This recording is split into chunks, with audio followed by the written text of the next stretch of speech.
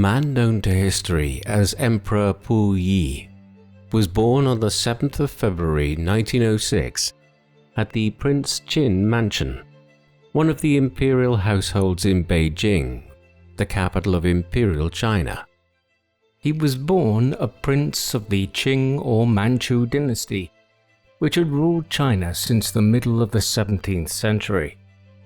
Puyi's father, Prince Chun, whose personal name was Cai Feng, was the grandson of the Daoguang Emperor, who ruled China between 1820 and 1850. When Prince Chun was born in 1883, his elder half-brother Cai Tan was already the Guangxu Emperor, though the formidable Dowager Empress Cixi had been the real power behind the throne since 1861, as regent for her son, the Tongji Emperor. In 1901, the 18-year-old Prince Chun traveled to Germany on a diplomatic mission to offer an official apology for the murder of a German diplomat, Clemens von Ketteler, during the Boxer Rebellion that had swept China since 1899. Soon after his return to China in 1902, Prince Chun married You Lan, the daughter of Ronglu, one of Dowager Empress Cixi's leading supporters at court. The couple would go on to have 5 children, of whom Puyi was the eldest. Very little is known about You Lan, who was marginalized at the imperial court. The homeland of Puyi's Aisin Gyoro clan was in the area of northeastern China, known to Westerners as Manchuria, lying between the Korean peninsula in the south and Russia to the north. The clan had initially been part of the Jurchen tribal confederation and were vassals of the Chinese Ming dynasty. But in 1616, its chieftain Nurhaci united the Jurchen tribes and proclaimed himself as Khan of the later Jin dynasty, claiming the legacy of the Jurchen Jin Empire, which ruled northern China in the 12th century. Nurhaci went on to campaign against Ming forces and established his capital in modern-day Shenyang, also known as Mukden. Following his death in 1626, his son Hung Taiji continued the conquests by incorporating Korea and Inner Mongolia into the expanded empire. In 1636, Hung Taiji adopted the name Manchu for his people and changed the name of the dynasty from Jin to Qing. He died in 1643 and was succeeded by his young son, Emperor Shunzhi. The following year, Qing armies poured through the Shanghai Pass and occupied Beijing. While the Manchus adopted many Chinese customs and retained much of the Ming administrative system, they remained a distinct ethnic group and did not intermarry extensively with the Han Chinese majority. Qing power and prestige peaked during the long reign of the Qianlong Emperor in the second half of the 18th century, at which time the dynasty exercised great power over lands as far west as Tibet and held sway over much of the South China Sea. A steep decline followed in the early 19th century, difficulties which were compounded as the European powers began interfering to a much greater extent in the Far East than they previously had. China's refusal to open more ports to British trade led to the outbreak of the First Opium War in 1839, resulting in the cession of the island of Hong Kong to Britain in 1842. A major revolt known as the Taiping Rebellion followed in 1853, while unresolved issues over the opium trade led to the Second Opium War in 1856, during which British and French troops sacked the old summer palace in Beijing. In the second half of the century, the Chinese tried to emulate the successful modernization reforms undertaken in Japan following the Meiji Restoration of 1868. Much of this centered on creating the Beiyang fleet, commissioning ships from British and German shipyards. However, government corruption and incompetence led to the fleet's destruction by the Japanese Navy during the First Sino-Japanese War of 1894 to 1895, as a result of which Formosa, the name at the time for Taiwan, was lost to Japan, and the Japanese became the primary power on the Korean peninsula. The loss of Korea and Taiwan to Japan following the war was a national humiliation for China, one that encouraged opposition to the Qing government.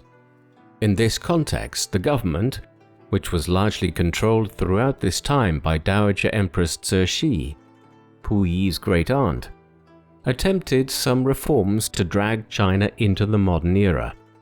It was too little, too late in most cases, though. In 1899, the Society of Righteous and Harmonious Fists, known colloquially as the Boxers, emerged in northern China. By 1900, they were launching attacks on railroads built by foreign companies in China that were viewed as instruments of Western imperialism and murdering Christian missionaries. The Dowager Empress was sympathetic towards the Boxers' objectives and did little to restrain them, prompting the creation of an 8-nation alliance of Britain, France, Germany, Italy, the Austro-Hungarian Empire, the United States, Russia, and Japan to intervene to protect their colonial and imperial interests. Foreign intervention soon crushed the Boxer revolt. Following the defeat of the Boxers, the Dowager was compelled to give more concessions to the foreign powers and to begin implementing a set of reforms modeled on the Meiji Restoration in Japan. This was the context in which Puyi was born, a country in chaos and a Qing dynasty which was barely clinging on to power, as Western nations considered carving China up between them, and domestic forces battled over whether China should stick to its traditional values or modernize.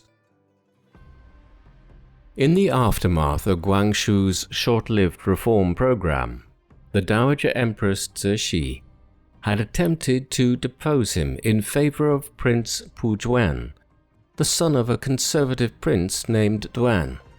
Since Prince Duan had been one of the most vocal supporters of the Boxers at the Qing court, the foreign powers held him responsible for the uprising and opposed Cixi's plans, enabling the Guangxu emperor to remain on the throne. Foreign influence also ensured that Prince Chun, Puyi's father, was a prominent member of the Qing court. When Puyi was born in 1906, Dowager Empress Cixi was 70 years old and had been the effective ruler of China for 45 years. She had been experiencing frequent bouts of ill health and was on her deathbed by November 1908. On the 13th of November that year, the Dowager sent word to Prince Chun's mansion and summoned 2-year-old Puyi to the Forbidden City to adopt him into the imperial lineage as the son and successor of the Guangxu emperor. The childless Guangxu was only 37 years old, and by nominating Puyi as his successor, the Dowager was seeking to influence the political situation even after she was dead. In his autobiography, Puyi describes his refusal to be taken to the palace by the eunuchs, a crisis that was only resolved when his wet nurse was given special permission to carry him to the imperial palace. Upon seeing the elderly Dowager Empress's face, the boy burst into tears again and was dismissed soon from her presence. The following day, the Guangxu emperor died after a short illness, fueling rumors that he had been poisoned on the orders of Cixi. There would be no investigation. The Dowager Empress died herself the next day, hence a few months short of his 3rd birthday, Puyi was now created as the Xuantong Emperor. Xuantong meaning Proclamation of Unity, a name those around the child selected in an effort to bring the nation together, despite its many troubles. Puyi's coronation ceremony was held at the Forbidden City on the 2nd of December 1908. It was a cold day, and the child emperor was soon tired of all the pageantry and ritual. By the time Puyi ascended to the throne, he began to cry. Prince Chun, in a desperate effort to calm his son and avoid further unrest in front of the prostrating officials, gently reassured him. "Be patient. Everything will soon be over. It will soon be finished." The courtiers near the throne who overheard these words interpreted them as a bad omen for the longevity of the empire. The courtiers were right to be anxious, as a revolutionary movement led by Sun Yat-sen, known as the Tungmen-hui or United League, was gaining a lot of support in southern China and amongst Chinese exiles in Japan. Although local disturbances instigated by Sun's supporters were pacified, he remained a dangerous thorn in the government's side. For the next 3 years, the emperor's father, Prince Chun, served as regent for his young son. During his regency, Prince Chun introduced constitutional reforms, including an indirectly elected National Assembly, which urged him to introduce a constitution by 1913. In May 1911, the Grand Council was replaced with an imperial cabinet, headed by the Prime Minister, Prince Qing, a distant relation of the imperial family. These reforms were broadly unsuccessful, and on the 10th of October 1911, the Tungmen-hui organized an armed uprising in the city of Wuchang on the Yangtze River, one of the 3 cities which subsequently merged into Wuhan. The Wuchang uprising sparked the Xinhai Revolution, as uprisings against the Qing government spread across the empire. Qing armies struggled to put down the uprisings, and Prince Chun was obliged to seek assistance from General Yuan Shikai. Since 1895, Yuan had been commander of the New Army, later renamed the Beiyang Army, a military force organized and trained along Western lines. In 1898, he had vowed to support the Guangxu Emperor and the reformers in their power struggle against the conservatives, only to betray the emperor's plans to Cixi and allow the conservatives to triumph. From then on, Prince Chun had always considered Yuan a traitor and was only prevented from executing him by Yuan's allies at court. As the Beiyang army was not prepared to follow orders from any other commander, in order to save the dynasty, Prince Chun had no other choice but to recall Yuan. Yuan now exerted a high political price and demanded the offices of Prime Minister and Commander-in-Chief in return for his aid.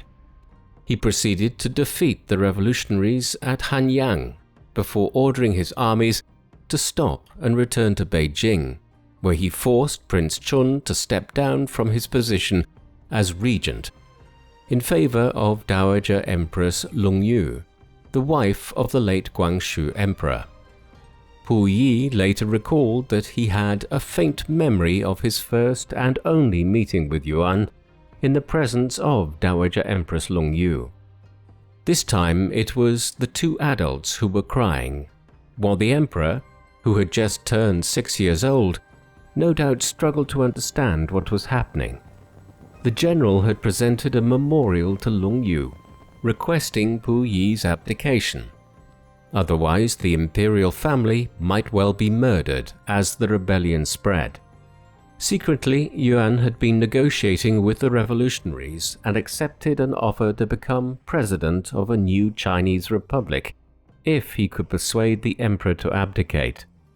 Dowager Empress Longyu duly proclaimed Puyi's abdication on the 12th of February 1912, and a month later, Yuan Shikai replaced Sun Yat-sen as provisional president of the republic. As part of the terms of Puyi's abdication, the new republican government granted him the Articles of Favorable Treatment, enabling him to retain his title of emperor and continue living in the Forbidden City with his court attendants. Puyi would remain in the Forbidden City for the next 12 years, living what he later described as, quote, "a most aimless and purposeless life." The Republican government maintained Puyi's establishment at great expense, and Puyi continued to have over 2,000 attendants. Throughout his childhood and adolescence, Puyi had been used to everyone bowing and scraping before him, and when he ran around the palace courtyard as a boy, the court eunuchs were obliged to run after him to keep up. He developed a strong sense of his personal power and authority, and enjoyed giving orders that his retinue would follow slavishly, while punishing those who refused. In an effort to determine the extent to which his attendants would follow the instructions of the Son of Heaven, he ordered a eunuch to pick up dirt from the floor and eat it. The eunuch duly obliged, encouraging Puyi to play more practical jokes on his eunuchs by forcing them into humiliating situations. Puyi's tutors reminded him of his ethical responsibilities and to follow the example of the great emperors, but it was only his wet nurse Wang Jiao who could stop him from playing such cruel practical jokes. As the adopted son of Emperors Tongzhi and Guangxu, Puyi considered their surviving consorts as his mothers, though he felt starved of motherly affection as a child, and was rarely allowed to see his birth parents. Dowager Empress Longyu was the most prominent of Puyi's adoptive mothers, until her death in 1913, when she was succeeded by Dowager Consort Duan Kang, one of Guangxu's minor consorts. Puyi felt mistreated by Duan Kang and believed that she was modeling herself on the notorious deceased Cixi. On one occasion in 1921, after Duan Kang dismissed a doctor, Puyi went to her palace and accused her of being dictatorial and subverting his own authority as emperor. The Dowager Consort responded by summoning Puyi's biological mother and grandmother to her palace and rebuked them harshly. Puyi reluctantly went to apologize to Duan Kang, but 2 days after the humiliation, Lady You Lan, his birth mother, took an excess of opium and killed herself. Following this incident, Duan Kang treated Puyi better in order to avoid him launching an investigation into his mother's death. Isolated in the Forbidden City, Puyi received a traditional education based on the Chinese classics. His chief tutor was Chun Bao Chen, a scholar and official from Fujian province who had been an opponent of Cixi and languished in obscurity until his appointment as court tutor in 1911. Puyi was interested in Chun's reminiscences of recent history and his commentaries on contemporary Chinese political developments. He often talked of the golden age of the Qing dynasty under the emperors Kangxi and Qianlong in the 18th century, which stood in such stark contrast to Puyi's fate and the state of China in the early 20th century. In March 1919, Puyi began studying English with Reginald Johnston, a Scotsman who had served as a diplomat in China for over 2 decades, during which he adopted many Chinese customs and a keen interest in Chinese philosophy and literature. In addition to teaching him English, Johnston taught the emperor all about English customs and showed him pictures of Allied planes and tanks from the First World War. Puyi became an Anglophile and gave Johnston many honors and gifts, which he proudly displayed upon his return to Britain. At Puyi's request, Johnston gave him the English name Henry, which he continued to use throughout his life. Both Chun and Johnston encouraged Puyi in the hope that the Qing Empire might be restored. The marriage of convenience between Yuan Shikai and Sun Yat-sen did not last long, and within months, the two parties were once again in conflict. In 1913, Yuan demanded the National Assembly to elect him president on a permanent basis. The Qing loyalists were encouraged when Yuan began to consider the restoration of the monarchy, but when he attempted to do so in December 1915, it was by making himself the Hongxian emperor, rather than attempting to restore the old Qing dynasty.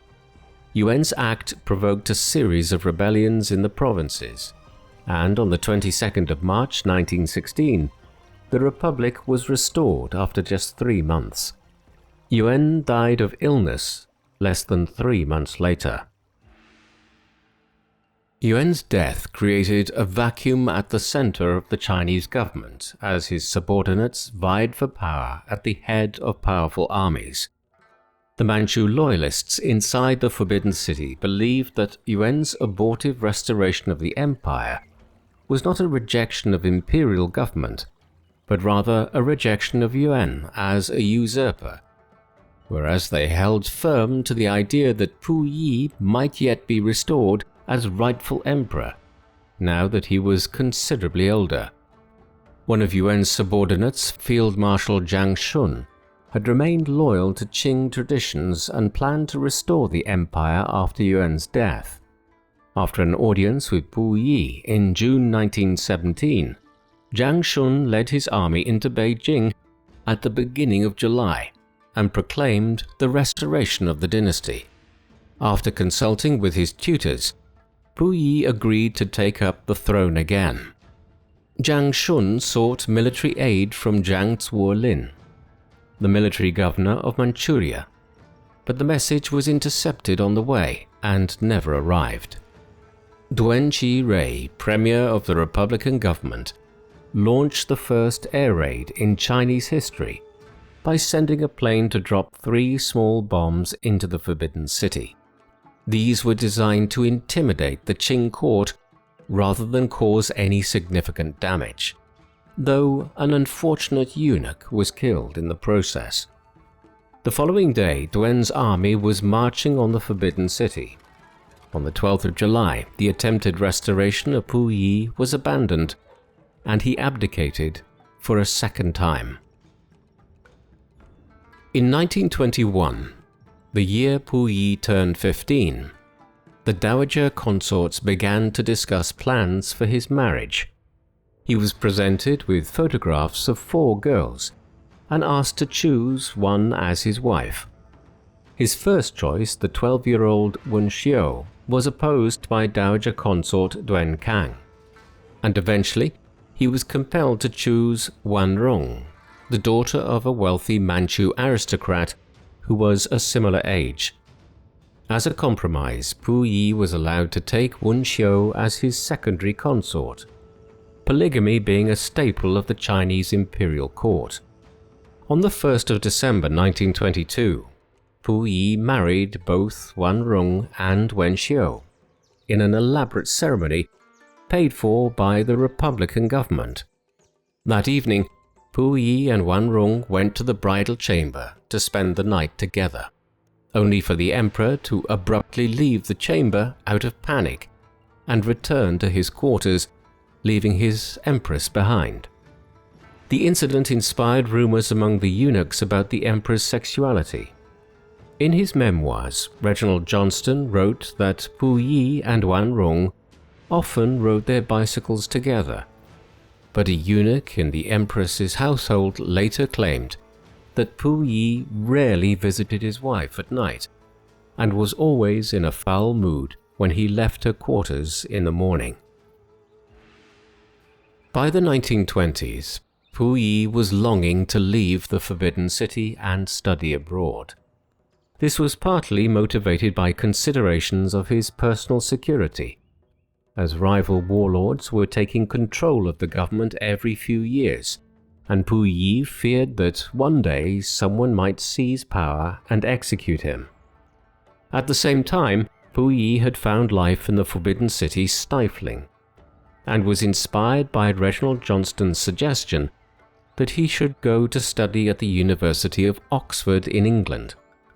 Whenever Puyi raised the matter with his father and the palace officials, they advised him against it, since it would mean giving up the articles of favorable treatment that had been negotiated years earlier when he abdicated, and the palace staff would face an uncertain fate. In 1921, Johnston told Puyi about the telephone. Upon learning that there was one in his father's mansion, the emperor hoped to have one installed in the Forbidden City. The officials resisted vehemently, but eventually the teenage emperor's wish was granted. Puyi remained fond of practical jokes and often used the telephone directory to ring up celebrities before hanging up without saying a word. By the summer of 1922, Puyi submitted an official request to leave the Forbidden City. When this was turned down, he plotted with his younger brother Puyi to make an escape and raise money by selling scrolls and antiques from the palace. At Johnston's suggestion, Puyi made contact with the Dutch legation, the mission of Dutch diplomats, business people and Christian missionaries in Beijing, whom he believed might facilitate his wish to leave the Forbidden City. The Dutch minister agreed to send a car to the Forbidden City on the 25th of March 1923, but 1 hour before the agreed time, Prince Chun placed the palace complex under curfew and confronted his 2 sons and asked about their intended escape. The emperor denied that he had any intention of escaping before summoning the eunuchs in a vain attempt to determine who had leaked the information. As Puyi cursed the eunuchs, Johnston advised him to reorganize the imperial household. Over the next several months, Puyi set about doing this, expelling many of the eunuchs and other officials, a process which was facilitated in June 1923 when a fire broke out in the storerooms of the Forbidden City, destroying many priceless treasures. Puyi subsequently blamed this on the eunuchs and used it as a cover for his household reforms. Puyi was soon to be expelled from the Forbidden City as a result of events in the wider country. On the morning of the 5th of November 1924, General Fang Yuxiang rebelled against his superior commander Wu Peifu and occupied Beijing. Feng replaced the palace guard with his own men and cut off the palace's communications before sending an envoy to inform Puyi that he intended to abolish the articles of favorable treatment. A few hours later, Puyi and his wives were taken by car to Prince Chun's mansion. Upon arrival, Puyi informed the soldiers that he intended to live life as an ordinary citizen and that he had considered the imperial palace a prison. Despite promises from the government that they would keep him safe, Puyi and some of his senior advisors decided to seek refuge at one of the foreign legations. While Puyi was waiting for Johnston to negotiate terms at the British legation, Chen Baochun and Zheng Xiaoshu advised him to seek help at the Japanese legation in the city instead. Puyi was well received by the Japanese officials, who reunited him with his 2 wives and members of his household staff. After expressing a desire to go to study in Japan, he received approval from the legation authorities. In February 1925, he left the capital and moved into a house in the Japanese concession in the port city of Tianjin.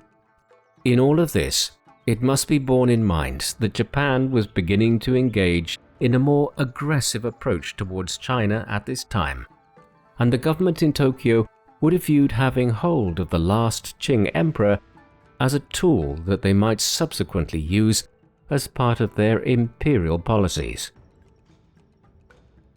Although Puyi intended his stay in Tianjin to be a brief one, he would spend the next 7 years living in the city. During this period, his advisors were split between negotiating a return to the Forbidden City and seeking international assistance to take back the throne. Puyi himself favored establishing contact with the warlords in an effort to reacquire the throne he had lost as an infant. By now he was a young man, nearing his 20th year, and he had growing ambitions.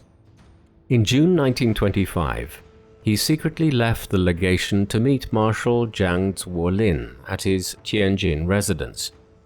The marshal kowtowed to him and invited him to take up residence at the old imperial palace at Shenyang. The Japanese authorities warned Puyi against traveling outside the Japanese concession, and the negotiations made no real further progress. In 1928, after a short period in control of the government in Beijing, Jiang Zuolin was assassinated by the Japanese. Although Puyi was unnerved by the death of the marshal, he believed that the Japanese would not harm him. As powerful as he was, Jiang Zuolin was just a military commander, and there were plenty of those in China. As weak as he was, Puyi had been an emperor, and it would not be straightforward for the Japanese to get rid of him without alienating the Qing loyalists who remained in northern China, particularly in Manchuria, the ancient home of the Qing in the northeast of the country. During his stay in Tianjin, Puyi enjoyed greater freedoms than those he had previously enjoyed in the Forbidden City. He was treated as an honored guest in the other foreign concessions, where he was always addressed as emperor and was invited to review their troops on special occasions. He continued to have a considerable fortune after selling some valuables taken from the Forbidden City, while he also retained substantial properties in Manchuria, which had been the personal property of the Qing emperors.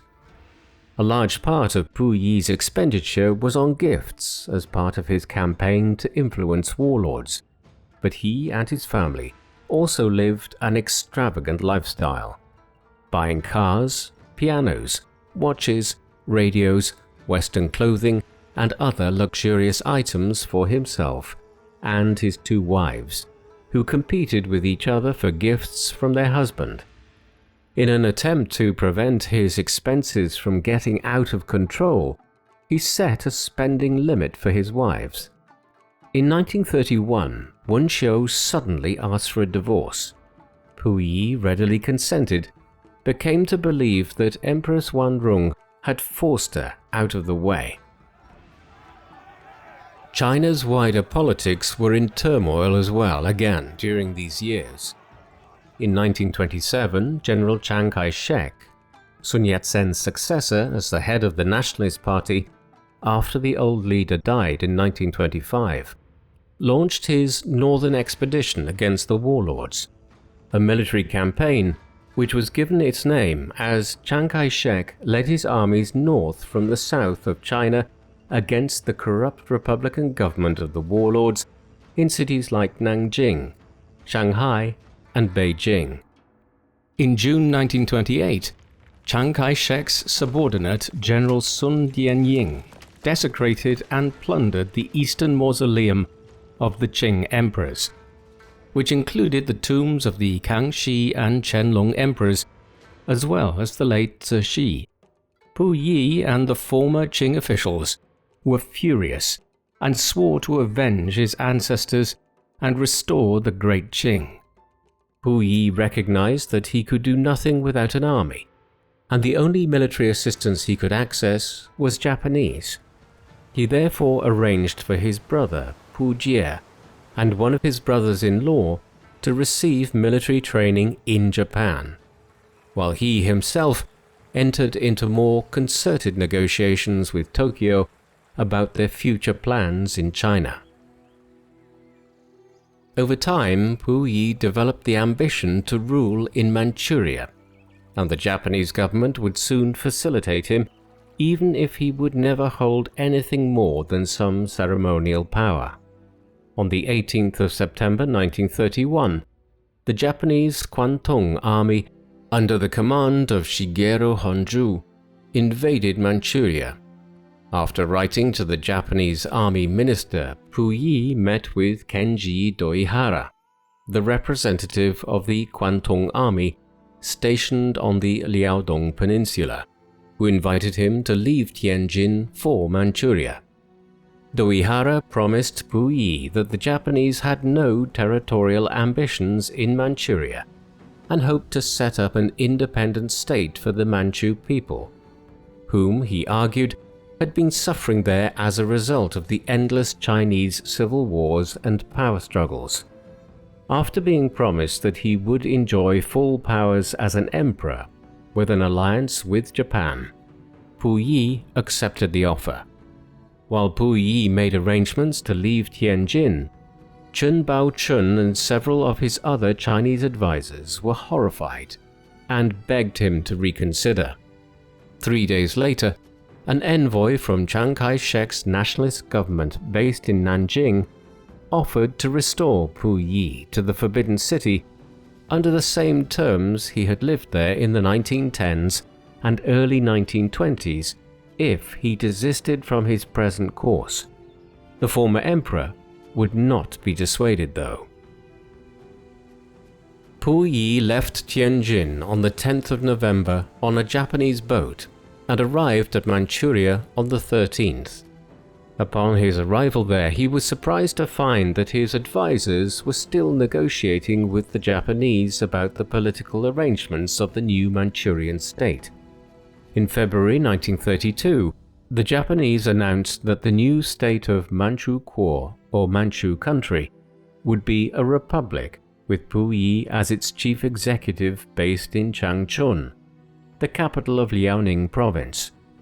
Puyi was outraged at this breaking of the terms he had agreed earlier with the Japanese, but he was convinced to accept these arrangements after being reassured that they would only be in place for a transitional period until the establishment of an imperial government.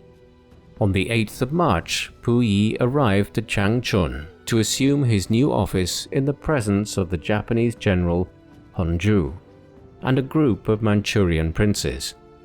He proceeded to appoint his prime minister Zhong Xiaoshu, the official who had attempted to reform his household at the Forbidden City and who had been one of the loudest voices calling for Puyi to seek the support of the Japanese.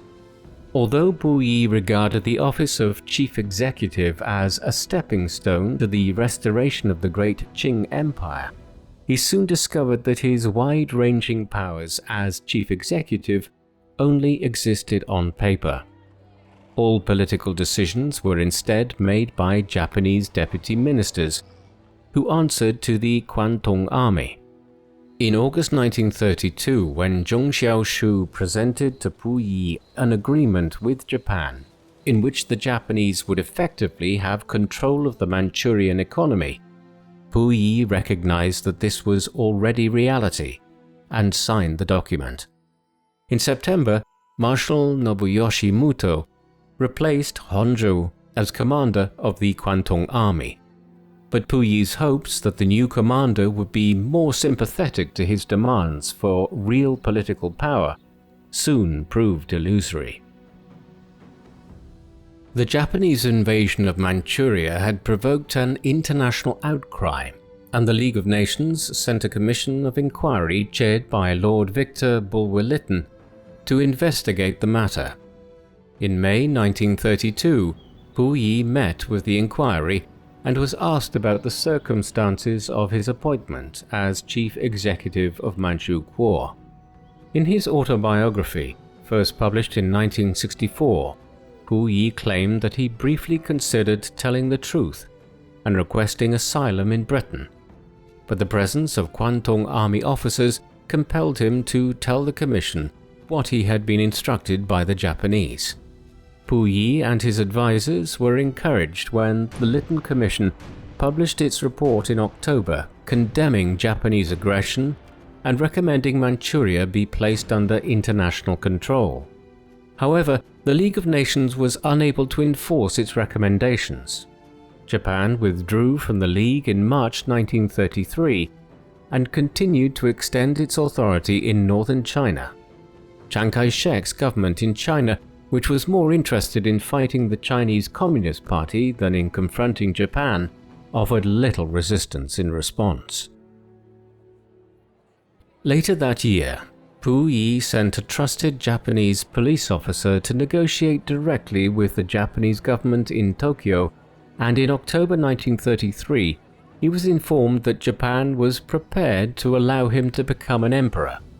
An elated Puyi sent for a set of yellow dragon robes to be brought from Beijing for the coronation, only to be informed by the Japanese that he could not wear the outfit of the emperor of the Great Qing as Emperor of Manchu Kuo.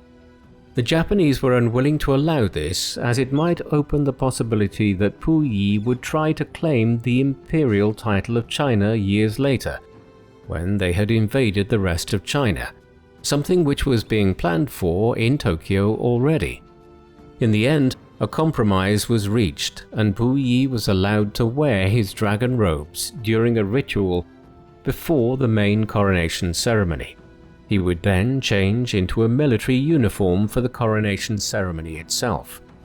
At the age of 27, he was now an emperor for the third time in his life.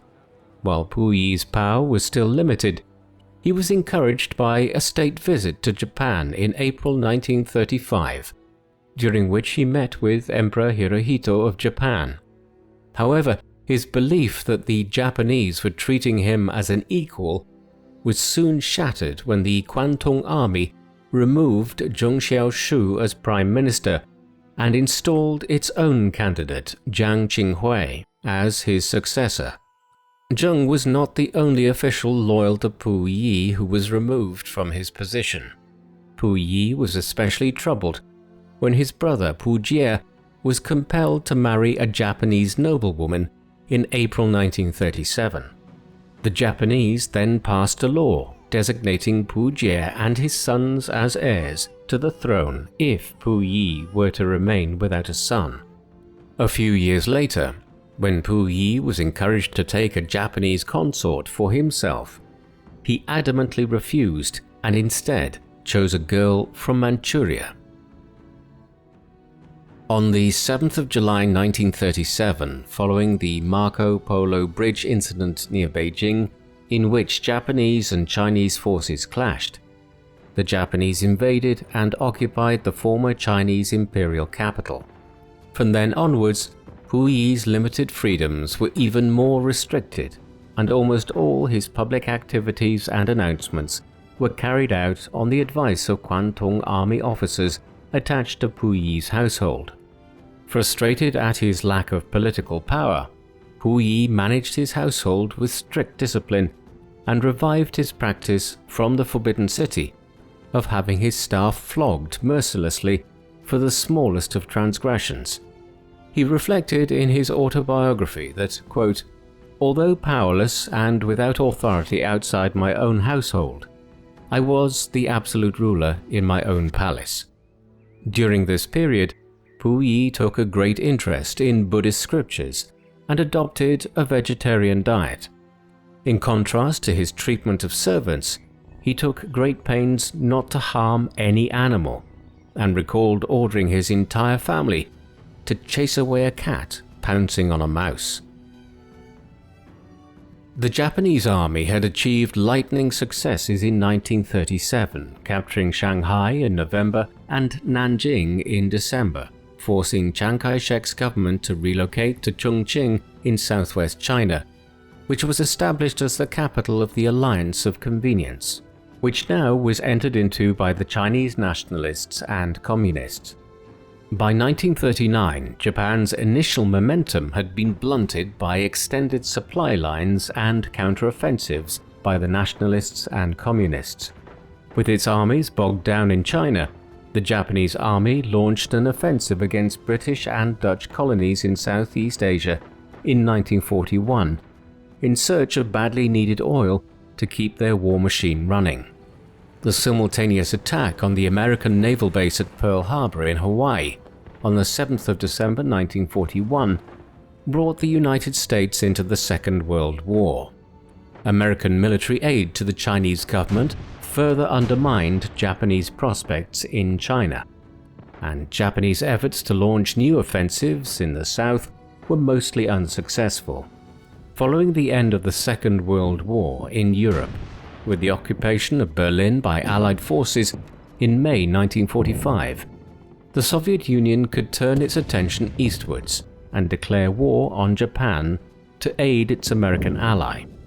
As the Russians invaded Manchuria, Puyi and his staff fled from Changchun.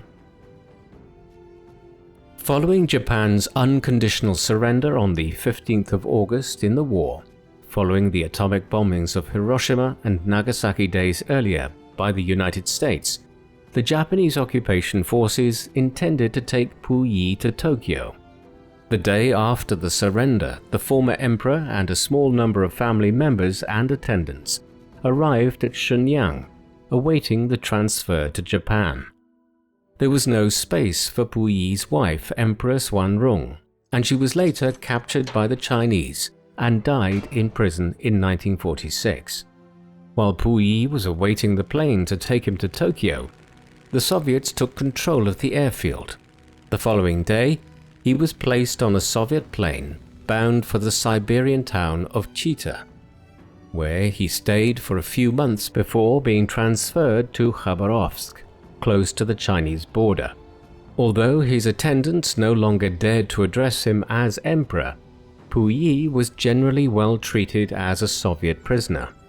He had entertained notions that since the Soviet Union had been allied to Great Britain and the United States during the Second World War, he might be allowed a comfortable exile in Britain or America. His main priority was to avoid returning to China, and he wrote directly to Soviet leader Joseph Stalin, seeking to stay permanently in the Soviet Union. While Stalin did not grant these requests, he also refused Chiang Kai-shek's demands to extradite Puyi to China. In August 1946, Puyi was sent to Tokyo to give evidence before the International Military Tribunal for the Far East, and detailed his treatment by Japanese officials. He directly accused them of war crimes, but when he was asked about his own motivations for establishing contact with Japan and going to Manchuria, he perjured himself by claiming that he had been forcibly taken by the Japanese. In his autobiography, Puyi argued that he tried to understate his role out of the fear that he would face trial in China and be executed as a collaborator. During his stay in the Soviet Union, Puyi received updates about the course of the Chinese Civil War from a Chinese-language Soviet newspaper and his Russian interpreters. After evacuating Manchuria, the Soviets handed control of the region to the Communists, and General Lin Biao used the military equipment left behind to launch an offensive in central China. At first, Puyi and his fellow prisoners did not believe the reports of communist successes, but eventually recognized that the nationalists would be defeated. Puyi himself did not have any particular preference for either side, realizing that both the nationalists and communists intended to execute him if he ever returned home. On the 1st of October 1949, Mao Zedong, leader of the Chinese Communist Party, proclaimed the founding of the People's Republic of China at the Gate of Heavenly Peace in front of the Forbidden City in Beijing. Following negotiations between Mao and Stalin, and much to Puyi's dismay, a deal was soon brokered for the last emperor to be sent back to China. Puyi boarded a Russian train to that effect on the 31st of July 1950. Reaching the border the next day, he was transferred to a Chinese train, still convinced that he was being led to his death. The following morning, as the train stopped at Changchun, Puyi believed that his former capital would serve as the site of his public execution, only for the train to continue on its journey. When Puyi and his fellow Manchu Kuo prisoners left the train at Shenyang, the city where Hong Taiji had proclaimed the great Qing Empire more than 3 centuries earlier, his fears that he would soon meet his death were reinforced when an officer read a list of names from a piece of paper and took them away by car.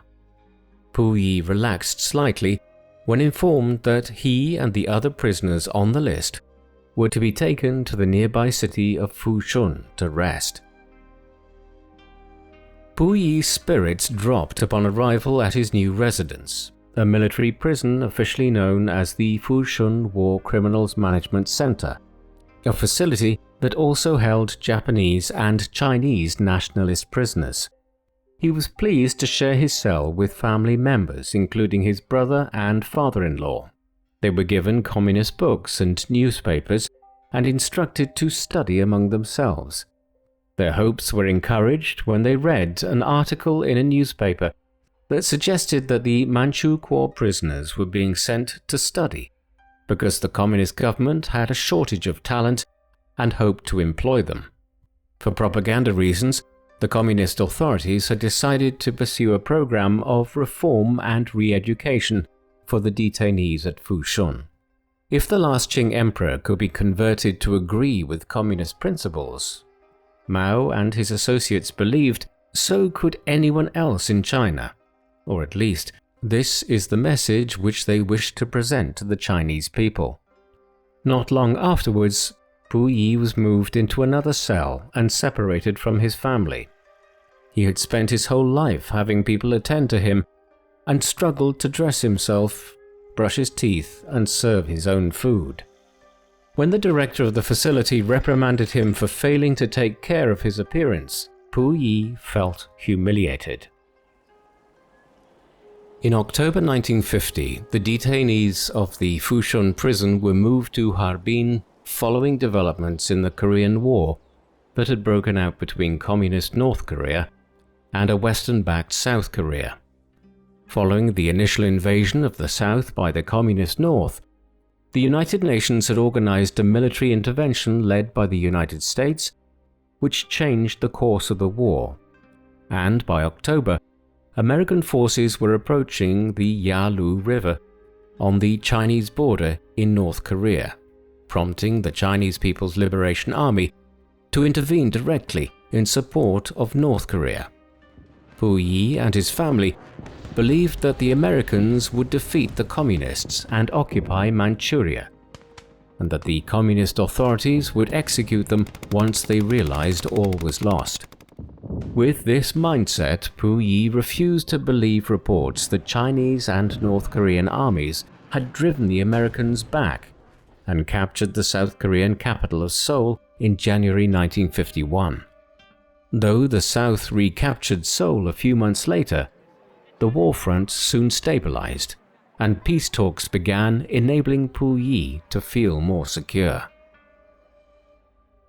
While at Harbin, the re-education program designed to reform Puyi and his fellow prisoners into model communist citizens gathered pace.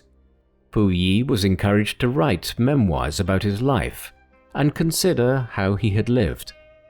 In an effort to demonstrate his desire to reform himself, Puyi took a set of Emperor Qianlong's seals from the 18th century which he had hidden in his bag after carrying them with him for many years, and presented them to the authorities as a gift to the Chinese government.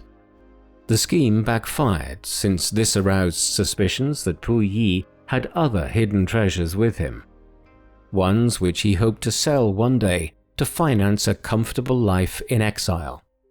After much hesitation, Puyi admitted that he and his followers had possession of over 400 items of jewelry and other valuable items, and apologized for keeping them secret from the prison authorities. While Puyi was praised by his jailers and his fellow cellmates for owning up to the possession of the treasures, He soon came under further pressure about his complicity in the crimes committed by the Japanese during the war. While the prisoners were primarily instructed to write about the role of the Japanese in Manchuria, some of the inmates also chose to write about Puyi and other Chinese collaborators. Puyi was subjected to intense questioning about the atrocities he had witnessed and asked why he did not protest to the Japanese. When he expressed remorse about his crimes and mistakes, he was encouraged to be more specific. He then proceeded to set out in detail his contacts with the Japanese while in Tianjin. As the years went on, Puyi was increasingly subjected to humiliation by men who had previously exalted him as an emperor. In 1953, the prisoners began to spend 4 hours every day making cardboard boxes for pencils for a pencil factory in Harbin. Utterly unaccustomed to any form of manual labor, Puyi was by far the slowest of the group and often made mistakes which were remarked on. When the prisoners decided that they would form a production line to speed up the process, with each person carrying out a specific task, Puyi struggled to keep up with the others, and soon a stack of unfinished pencil boxes was piling up awaiting his attention. The sustained mockery from one particular inmate caused Puyi to fall ill and confined him to bed for 2 weeks, during which he recalled his childhood and cursed Cixi's decision to make him emperor so many years earlier when he was just an infant. After his recovery, he told the director that his incompetence was down to his upbringing within the palace, and at the next group self-criticism session, he shouted a series of denunciations at the imperial system until he was hoarse.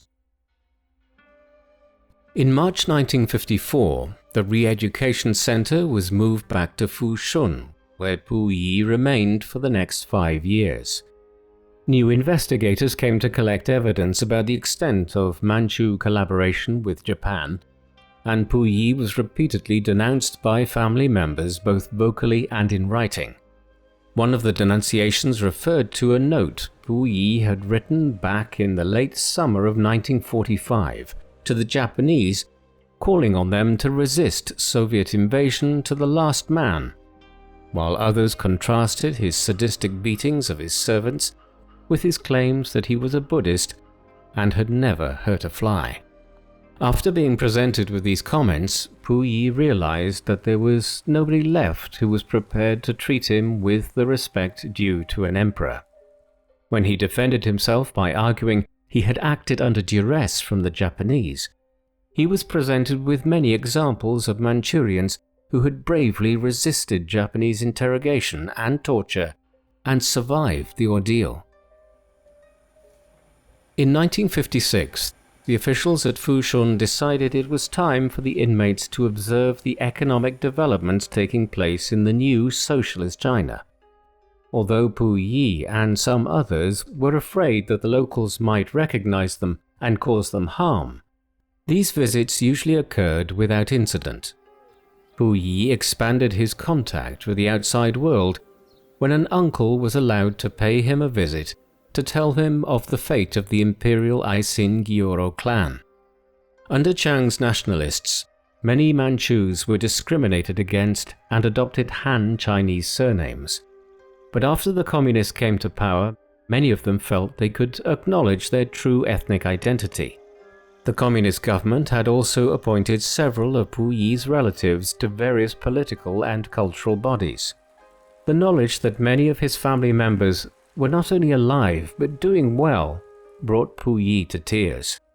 Every Chinese New Year, the detainees of the Fushun Center put on plays on subjects designed to reinforce the communist worldview.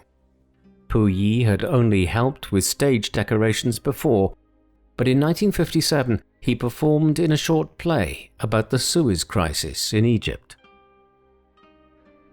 In 1958, the Re-Education Center began organizing the detainees into labor groups, and Puyi was placed into the medical group with 4 others.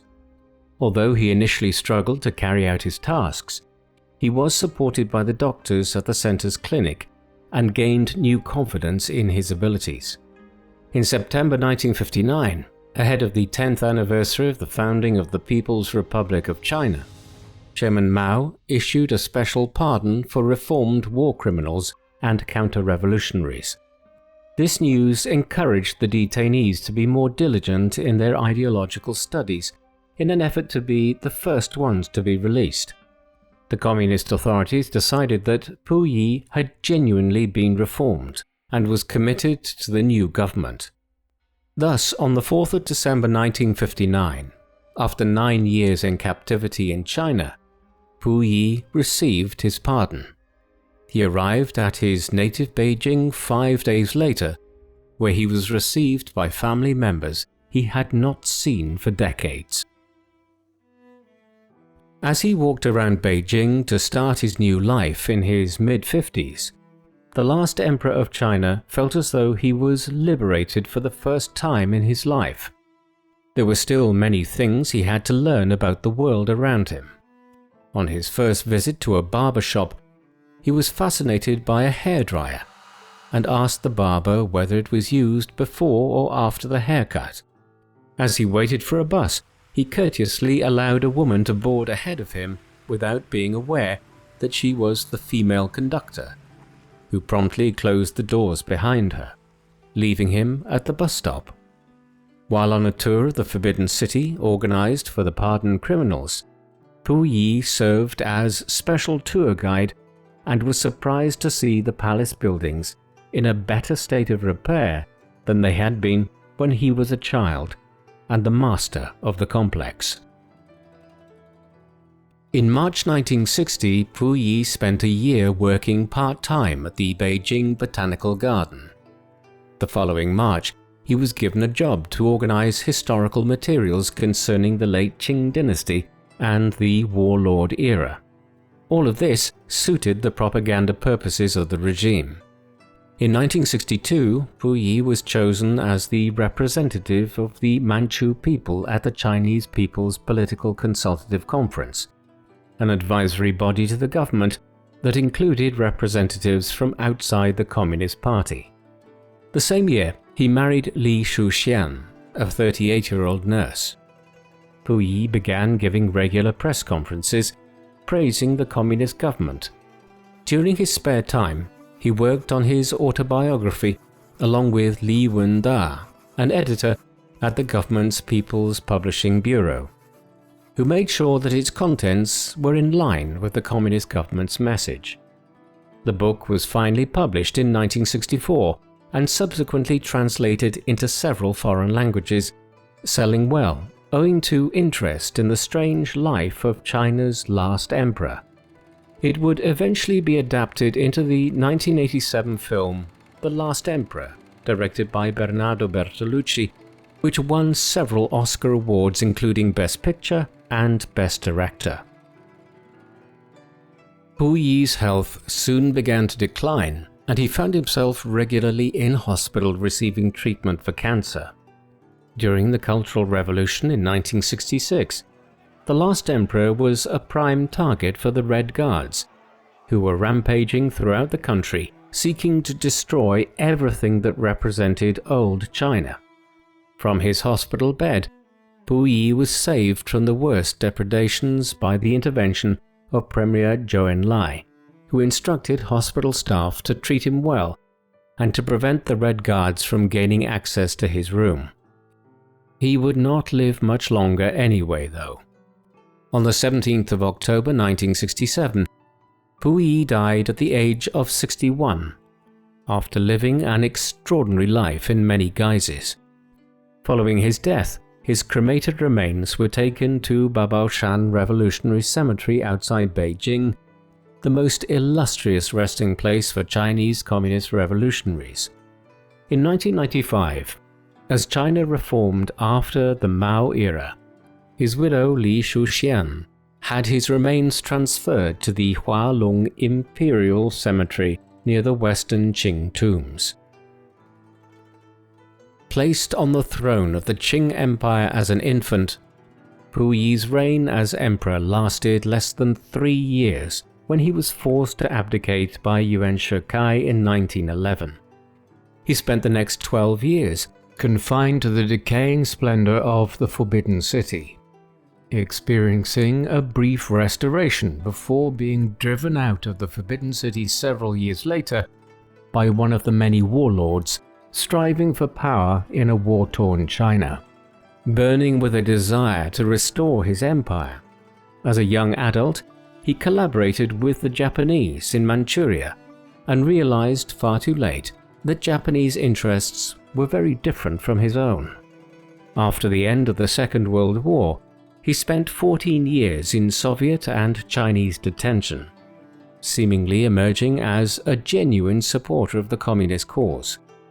He had survived all the political upheavals in China during the 20th century and died in a hospital bed.